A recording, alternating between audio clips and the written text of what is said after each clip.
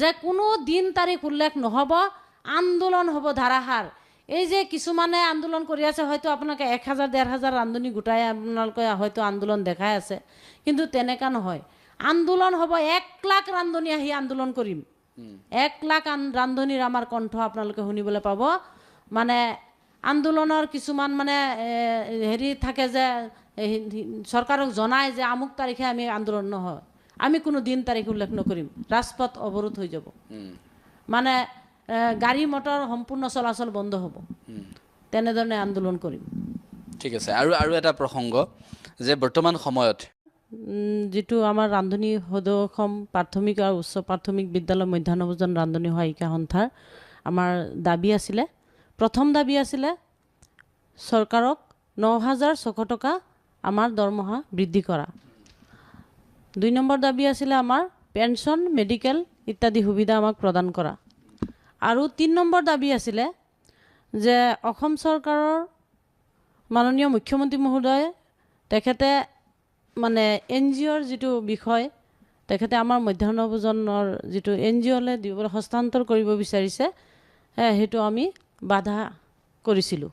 আমাৰ দাবী এই 3টা আছিলে, মূলতঃ 3টা আমাৰ দাবী। সেই দাবীকেইটা যিহেতু পূৰণ কৰাৰ ক্ষেত্ৰত চৰকাৰে কি গুৰুত্ব দিলে? নাই, এই ক্ষেত্ৰত আমাৰ দাবী পূৰণ কোনো আমি দেখিবলৈ নাপালোঁ। বহুদিনীয়া আমাৰ দীৰ্ঘদিনীয়া আমাৰ আন্দোলন আছিলে। আমি গণতান্ত্ৰিক ৰুল মতে আমি চৰকাৰক আমি বহুবাৰ আবেদন নিবেদন কৰিও আমি যিহেতু আমি এই দাবীসমূহ পূৰণ কৰাৰ কাৰণে আমি চৰকাৰৰ পৰা কোনো মানে আমি আশা নাপালোঁ। আমাৰ আশা হৈয়ে ৰ'ল, মানে কোনো গুৰুত্ব নিদিলে? নাই, গুৰুত্ব নিদিলে। এতিয়া এই মুহূৰ্তটোত, আজিৰ দিনটোত আপোনালোকৰ শেহতীয়াভাৱে দৰমহা বৃদ্ধি হোৱাৰ বিষয়টো উত্থাপন কৰিলে মুখ্যমন্ত্ৰীগৰাকীয়ে, তাক লৈ আপোনালোকে কি ক'ব?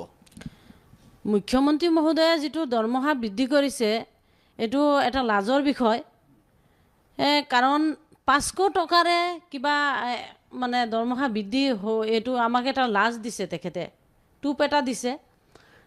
আমাৰ যিটো দাবী আছিলে 9600 টকা, 9600 টকা যিটো দাবী আছিলে আমাৰ 2005 চনৰ পৰাই। 2004 চনৰ ডিচেম্বৰৰ 13 তাৰিখে চৰকাৰে নিৰ্দেশ দিছিলে, প্ৰাথমিক আৰু উচ্চ প্ৰাথমিক বিদ্যালয়বিলাকত ৰান্ধনি নিয়োজিত কৰিছিলে, এগৰাকী ৰান্ধনি, এগৰাকী সহায়িকা। তেতিয়া দিনৰ পৰাই আমাৰ দাবী আছিলে এইটো। 2005 চনৰ পৰা আমি সন্থা গঠন কৰি তেতিয়াই আমাৰ দাবী আছিলে যে 9600 টকা। তেতিয়াৰ দিনতে হাজিৰা আছিলে শ্ৰমৰ মানে চৰকাৰৰ যিটো এনৰেগা আঁচনিৰ যিটো মানে জব কাৰ্ডৰ কাম কৰা যিসকল আছে, সেই তেওঁসকলৰ মানে জব কাৰ্ডৰ কৰ্মীসকলৰ হাজিৰা আছিলে মানে আপোনাৰ দিন হাজিৰা আছিলে 300 টকা। আমি 20 টকা হিচাপে চৰকাৰৰ পৰা মাননি হিচাপে, এখন যিহেতু গভৰ্ণমেণ্ট শিক্ষা অনুষ্ঠানত আমি কৰ্মৰত, সেই গতিকে আমি কৰ্মৰ মৰ্যাদাৰ কাৰণে আমি চৰকাৰী এটা মৰ্যাদা আমি বিচাৰি সন্মানৰ ক্ষেত্ৰত চৰকাৰৰ পৰা আমি 20 টকা এটা বিচাৰিছিলোঁ। সেয়া আমাৰ 9600 টকা হৈ আছিলে মানে আমাৰ দাবী।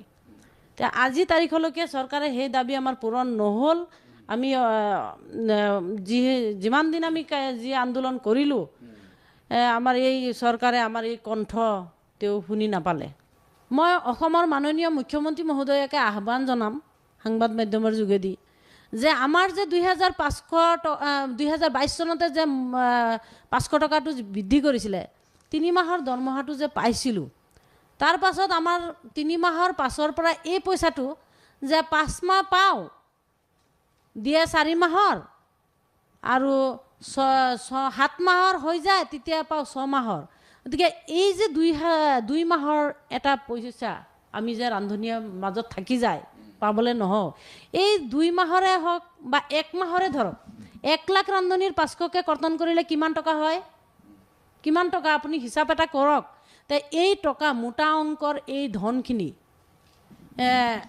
কোনে মানে এই ধনখিনি সংগ্ৰহ কৰিছে? মাননীয় অসমৰ মুখ্যমন্ত্ৰী মহোদয়কে মই এই মাধ্যমৰ যোগেদি আহ্বান জনাইছোঁ, আপুনি অতি সোনকালে এই ক্ষেত্ৰত চাব বুলি, তদন্ত কৰিব বুলি আশা কৰিছোঁ। মানে এটি তদন্ত লাগে, RTIৰ যোগেদিও তদন্ত কৰি চাব পাৰে যে এই ধনখিনি কোনে সংগ্ৰহ কৰি আছে। এজন ডাঙৰ বুদ্ধিজীৱীসকলেতো এইটো কৰি আছে নিশ্চয়, কাৰণ 500কে টকা হ'লে কিমান টকা হ'ব, সেই টকাখিনি কোনে সংগ্ৰহ কৰি আছে? মুখ্যমন্ত্ৰী মহোদয় যিহেতু মুৰব্বী হয়, আমাক তেওঁ দিছে দৰমহাটো 500 টকাকো, সেই টকাটোৰ পৰা যে আমি এক মাহৰ মাজতে বঞ্চিত হৈ যাওঁ, এই টকাটোতো বহুতখিনি টকা হয়, এই টকাটো ক'ত সোমাই আছে তেখেতে চাব।